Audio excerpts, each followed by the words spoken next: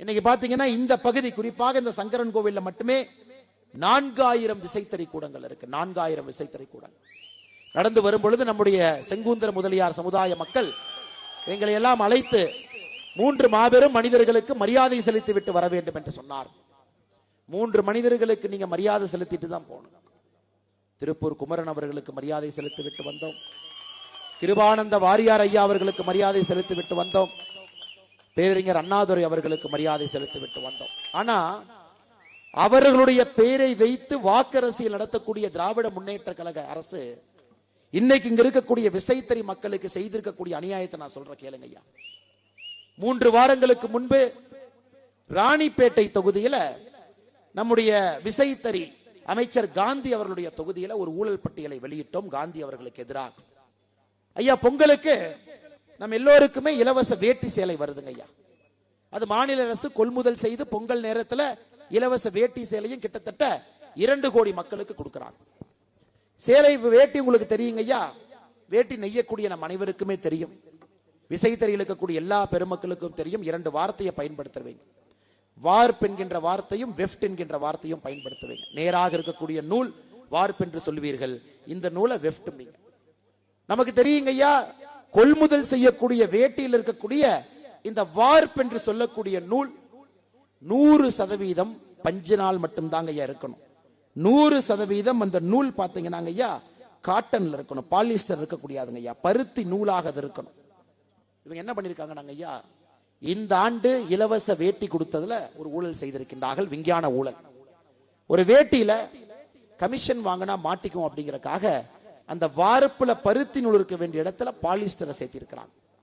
அந்த வேட்டியை நாங்கள் ஒரு தனியார் நிறுவனத்திலே கொடுத்து ஆராய்ந்த பொழுது 88% பாலிஸ்டரும் வெறும் 12% பருத்தி இருந்துச்சுங்க ஐயா. இதுல என்ன அர்த்தம்னா, 1 கிலோ பருத்தி உங்களுக்கு தெரியும் 320 ரூபாய், 1 கிலோ பாலியஸ்டர் 160 ரூபாய். மாத்தி போட்டு அங்கே மட்டும் இவர்கள் செய்திருக்கக்கூடிய ஊழல் 66 கோடி ரூபாய். அதுல மட்டுமே ஊழல் செஞ்சிருக்கிறாங்க. அடுத்து உங்களுக்கு தெரியும், விசைத்தறியில் இருக்கக்கூடிய சகோதர சகோதரிகளுக்கு தெரியும், பெடல் தறியிலே ஒரு வேட்டி நெஞ்சு கொடுத்தீங்கன்னா 63 ரூபாய், விசைத்தறியிலே ஒரு நேட்டி நெஞ்சு கொடுத்தீங்கன்னா 23 ரூபாய்.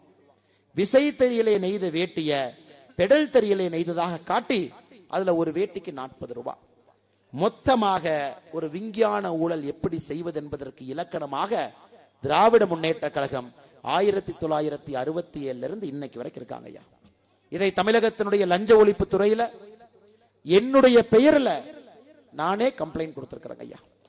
காந்திக்கு எதிராக ஆதாரத்தை எல்லாம் கொடுத்து, வேட்டிகள் எல்லாம் கொடுத்து, அடுத்த நாள் கம்ப்ளைண்ட் கொடுத்த நானும் போலீஸ் இருந்தங்கல்ல ஐயா.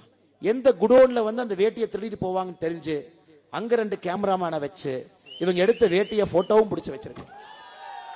அவங்களுக்கு தெரியும் ஸ்டாக் இருக்கிற வேட்டியை நோக்கி லஞ்ச ஒழிப்பு துறை வரும், அங்க போய் வேட்டியை திருடன். கம்ப்ளைண்ட் கொடுக்கறதுக்கு முன்னாடியே அதுக்கு ஆப்போசிட்ல இருக்கிற கடையில சிசிடிவியை பொருத்தி நைட் இவங்க லாரியில வந்து வேட்டியெல்லாம் எடுத்துட்டு போனதையும் படம் பிடித்து வைத்திருக்கிறார். எங்கேயும் தப்பிக்க முடியாதுங்க ஐயா. இது போன்ற ஊழல் மந்திரிகள் ஒருவரையும் வேட்டையாட போகின்றோம் ஐயா, வேட்டையாட போகின்றோம். அவங்களுக்கு எல்லாம் மன்னிப்பு இல்லைங்க ஐயா. இவங்களுக்கெல்லாம் இந்த லஞ்ச ஒழிப்பு துறையை கூட்டு ஒரு நோட்டீஸை கொடுத்து என்கொயரிக்கெல்லாம் கூப்பிட போறதில்ல, வேட்டையாட போகின்றோம், வேட்டையாட போகின்றோம். தமிழக மக்களுடைய பணத்தை இத்தனை ஆண்டு காலமாக கொள்ளையடித்திருக்கின்றார். கேள்வி யாருமே கேட்கலீங்க, யாருமே கேள்வி கேட்கல. நீ 5 வருஷம் இருந்தா நீ கொள்ளையடிச்சுக்க, அதுக்கடுத்த 5 ஆண்டுகள் இருந்தால் நான் கொள்ளையடித்துக் கொள்கின்றேன் என்றுதான் 70 ஆண்டு காலமாக தமிழகத்தினுடைய அரசியல் களம் இருக்கு. சாமானிய மனிதர்கள் நம்முடைய பேச்சை கேட்பதற்கு அரசியல்வாதிகள் இத்தனை ஆண்டு காலமாக தயாராக இல்லை. இப்ப மோடி ஐயா இருக்கும் பொழுது நாம் பயப்பட வேண்டிய அவசியம் இல்லை. மோடி ஐயா இருக்கும் பொழுது எதிர்த்து நரம்பு புடைக்க நின்று கொண்டிருக்கின்றோம். இந்த அநியாயத்தை, இந்த அக்கிரமத்தை, இந்த அட்டூழியத்தை, இந்த குடும்ப ஆட்சியை 4 பேர் நன்றாக இருக்க வேண்டும் என்பதற்காக ஆட்சி நடத்தக்கூடியவர்களை அப்புறப்படுத்தவில்லை என்றால் நாம் தவறு செய்கின்றோம் என்ற அர்த்தங்கய்யா. ரொம்ப அருமையா சொல்லுவாங்க, ஒரு சமுதாயம் ஏன் கெட்டு போகுதுனாங்க ஐயா, கெட்டவங்கனால ஒரு சமுதாயம் கெட்டு போறது இல்லைங்க ஐயா.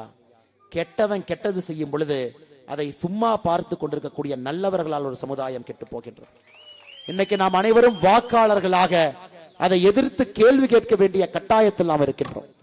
2024 நம்முடைய ஆயுதம் வாக்கு பெற்று நீங்க பாரதிய ஜனதா கட்சியினுடைய எம்பியை தென்காசி பாராளுமன்றத்தில் கட்டாயமா நீங்க கொடுக்கணுங்க ஐயா, கட்டாயமா கொடுக்கணும்.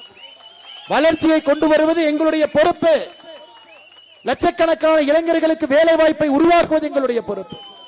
லட்சக்கணக்கான இளைஞர்கள் ஒரு நிறுவனம் மூலமாக அவர்கள் வேலை வாய்ப்பை அளிப்பார்கள், அதுவும் எங்களுடைய பொறுப்பு. அதனால் தென்காசியில் இருக்கக்கூடிய பாராளுமன்ற மக்களுக்கு எங்களுடைய அன்பான வேண்டுகோள், எந்த கட்சியாக இருந்தாலும் சரிங்க ஐயா, இத்தனை ஆண்டு காலமாக எந்த கட்சிக்கு மாற்றி மாற்றி நாம ஓட்டு போட்டு இருந்தாலும் சரி, 2024 நம்முடைய வாக்கு எல்லாம் மோடி ஐயாவை மட்டும் பார்த்து போடுறீங்க, யாரையும் போட வேண்டாம்.